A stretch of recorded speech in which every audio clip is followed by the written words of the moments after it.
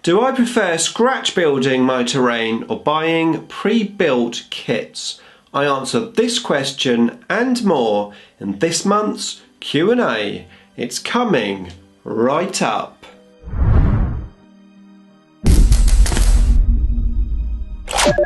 Nick speaking, and welcome to this video. And if you're new to the channel and you want to keep up to date with the Wonders of Warhammer 40k, then please subscribe and hit the bell button to turn on all notifications so you don't miss an upload. Right, welcome to this second Q&A of the month. So I've split my Q&A this month down into two episodes. A Necron dedicated one which went up on Monday, and now today for my non-Necron questions. First of all, I've got a question for you. What do you think of this idea of splitting the questions up? Necron questions and non-Necron questions. I might continue this, but I'd like to know what you think of the idea in the comments box below. So let me know, and of course, while you're there, don't forget to ask me a question for next month's Q&As. Right, let's get on with the first question. Right, the first question I have is from Graeme Collin, and he says, what is your favourite question you've ever been asked for a Q&A and why? That is a great question, and yes, I've had this question in the Necron video, and that was, where did I get my Necron dice from? Because it's the most frequently asked question that I have on the channel, and I was able to answer it in the Q&A. So hopefully a lot of people saw that answer, and I'm not going to comment where did I get those dice from, because I answer that question quite a lot. Great question, Graeme, thank you. Next is from Capatan Morgan's Wargames, and he says, what's your top 3 units from any faction? That's an interesting question. My top 3 units. So, the Tyranid Morlock is definitely there because it's one of my favourite models. I love that model, so I'm going to say the Morlock. I like, just trying to think of the Eldar range because I'm a fan of the Eldar models. I think they look pretty cool. I'm going to say the Fire Dragons because I love their orange armour. So Fire Dragons, and it's a tough one. It is a tough one.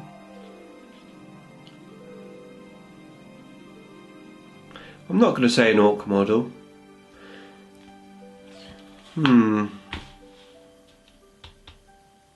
This is really hard. I probably should have thought about this more before the video. I like the Toxicrene as well, with those big tentacles, because that's just fun to put on the table, even though it's really hard to move around and get into position and to assault anything. But the Toxicrene, those big long tentacles, arm things, that's a pretty cool model. Okay, so Captain Morgan also has another question for me. If you could design a whole new faction, what would it be? For example, Xenos or Imperium or Chaos? Is that really a question? It's definitely going to be a Xenos army. What sort of rules would it have, and what would it be, a gunline or shooty or a melee army? Okay, so I have actually been asked a similar question to this, but I have the answer, and I think it would be really cool. I suppose you could say it could be 40k giants. So yeah, I'd have an army with much bigger models than anyone else in terms of infantry. I'm sort of thinking Avatar. So, you know, twice the size of a Space Marine, let's say, your normal infantry. They'd be pretty big, like giants. And yes, I'd have blue skin, so I think that's really cool. And I think I'd have a mixture of guns and assault, so a nice evenly balanced army, not a gunline army, not an assault army, like a nice mixture, you know, able to shoot well and also assault well. And move fast. I think that'd be pretty cool. These big models that moved like 12 inches or something. Yeah, that is an army I would like to see, and if that came out, I think I would like to play it. Yeah. Thank you for the questions, Capatan Morgan's Wargames. Right, next up we've got Who Took My Dice Miniature Wargame. There's links to all of the channels in the description below, so check them out. You should definitely check out Who Took My Dice. Awesome guy. And he says, would you like to see a true Warhammer 40k movie? What armies would you like to see portrayed in the film? I think it would be quite difficult for Games Workshop to make a 40k army and not include Space Marines.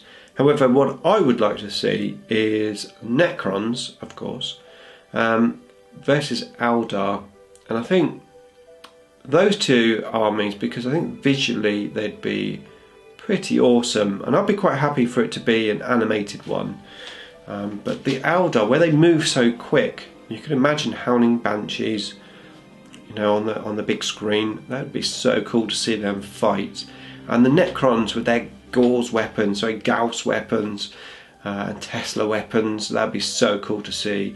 Big, like, massive field of Necron warriors, just a massive phalanx of Necrons. I'd love to see that. Yeah, that'd be cool. Great question, thank you. Okay, so the next question is from Basic Miniature Painting, and he says, where should they take the new Star Trek Discovery series after the end of the current run? Okay, so I'm going to do no spoilers here, but I am thinking and hoping that we go into Voyager territory. Voyager, one of my favourite series from the Star Trek universe, and potentially we've got some Voyager episodes coming up. Like I said, I don't want to give too much away in case you haven't seen it, but yeah, that's what I'm hoping. So some new alien species, and a bit of a struggle, a bit more of a story. I want Discovery to come back to about the story. It's very much, I thought, especially season 2, it's all about special effects. Let's just bring back a good old story, some new aliens, and you know, let's concentrate on the story more. I have my fingers crossed that season 3 of Discovery is going to be awesome. So let's see what happens. Okay, so next up we've got a question from the Miniatures Paintbrush, and he says, some love playing the game more than painting, and others who enjoy painting over playing. Have you ever thought about playing in a tournament or entering a painting competition? Yes, and I've done both. So I've played in 3 tournaments, maybe 4 if you want to include my 10-year anniversary tournament. So I've done 4 tournaments now. A lot of fun, a lot of restrictions, which is what I found a bit of a drawback for me. So for example, when I wanted to play Tomb Blades, I used the old metal destroyer models as Tomb Blades. When I play my buddies, I wasn't able to do that in the tournament. I wasn't able to use my old warriors as Tesla Immortals, for example. So I did find there were some restrictions, and that has put me off. So I haven't played in the tournament this year, apart from at my house, of course. But maybe next year I might get back on the wagon. And yeah, painting competitions, I've entered a couple just at my Games Workshop, you know, the local GW store. Nothing more than that. Maybe if I go to, oh actually I did enter the painting competition at my tournament I went to, Confrontation 3 last year. I didn't get anywhere, but I did reasonably well at the Games Workshop one. I think I came joint 3rd, I think, something like that. But yeah, I enjoy both, and yeah, I'll definitely be doing more. Okay, so the next question is from Dmcdraws. He wants to know, When will Mirror Nikolas return for more shenanigans? That's a very good question, and probably most of you don't even know who Mirror Nikolas is. So, as you know, I'm a big Star Trek fan, and the Star Trek universe has a mirror universe where all the characters that we know are all different in this mirror universe. Usually they're all bad rather than good. And when I hit 3,000 subscribers, I did a series of videos where a mirror universe of myself, Nikolas, took over the channel wearing a silly moustache, because most people in the mirror universe have moustaches or beards, and I had a lot of fun. I made 31 videos in 31 days, and it was awesome. And obviously long time subscribers will remember that series. I did bring Nikolas back in a Q&A once, which was fun. And the reason why I haven't really brought him back is because I don't know that my newer subscribers will get it so much, but who knows, one day. Do you want to see Nikolas back? Do you want to see Nikolas? No, surely not.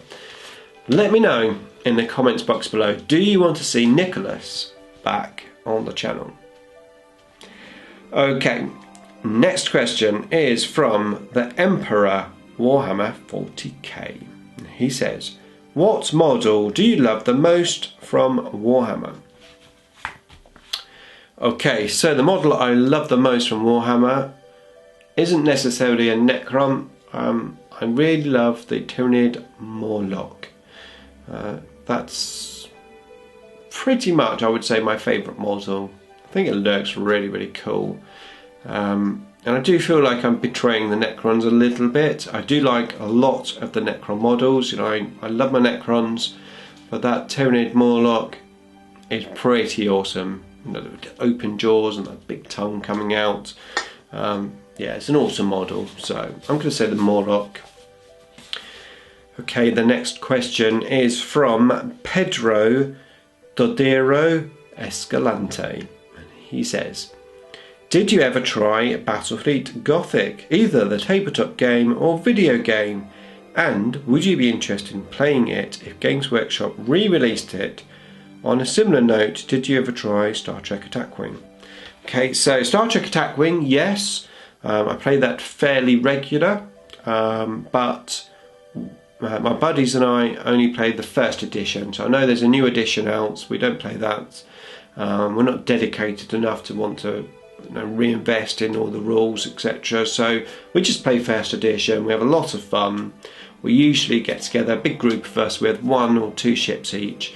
We play, 50 points or 100 points or whatever, and we just put the ships down and we just have a good laugh.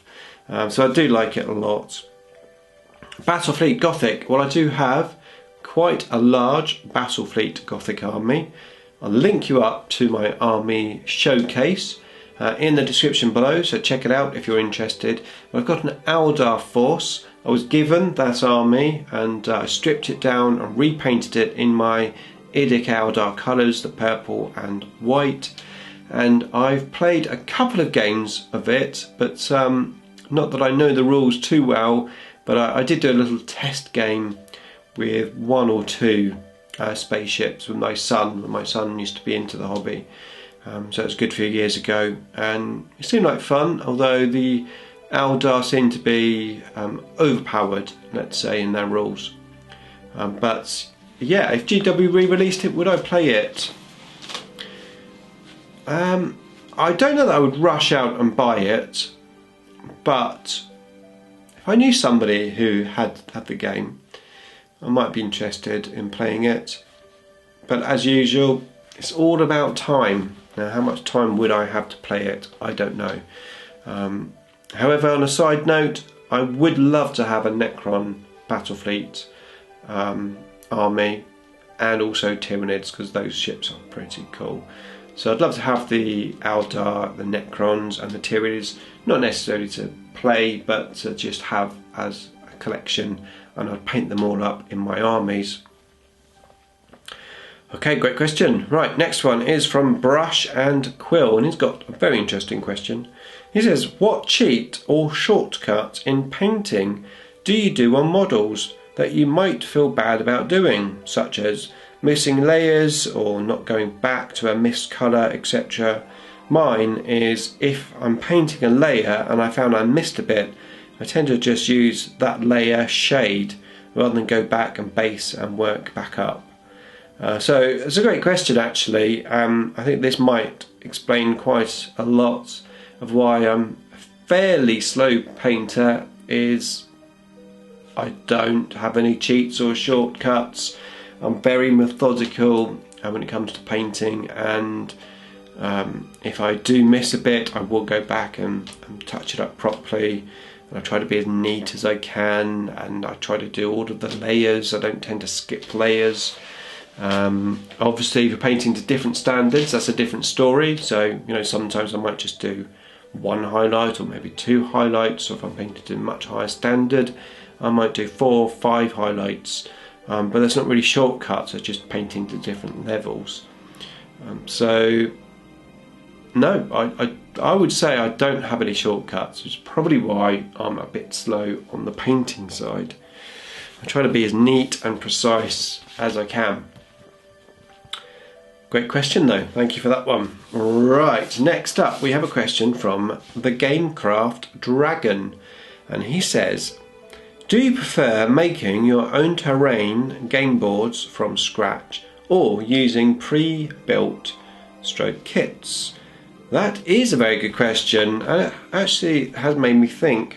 I think the answer is I do like scratch building, but of course scratch building takes much longer, and sometimes the pre-built kits are actually pretty awesome.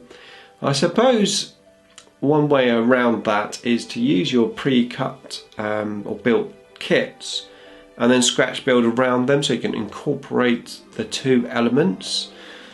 Sometimes the pre-built kits can give you inspiration for other things as well.